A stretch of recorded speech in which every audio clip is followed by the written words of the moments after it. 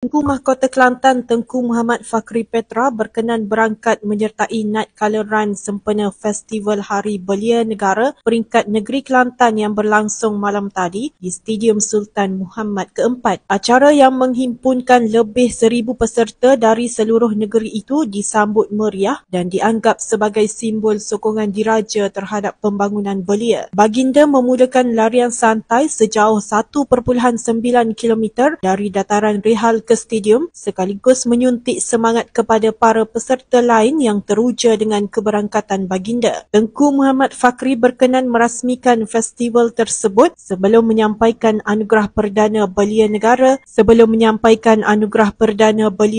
kepada 9 pemenang kategori individu lelaki, wanita dan pertubuhan. Tengku Muhammad Fakhri turut berkenan merasmikan festival yang berlangsung selama 4 hari sejak 14 Mei. Salah seorang peserta, Natasha Amira Zuhaimi, 28, berkata kehadiran Tengku Mahkota memberi makna besar kepada semua belia yang hadir. Festival itu turut dimeriahkan dengan persembahan nyanyian dan hiburan daripada 3 artis jemputan iaitu Black Hanafiah, Tomok New Boys dan Azmani Kulit. Penganjuran tersebut adalah inisiatif Jabatan Belia dan Sukan JBS Negeri Kelantan bagi menyemarakkan semangat patriotism serta memperkasakan belia tempatan.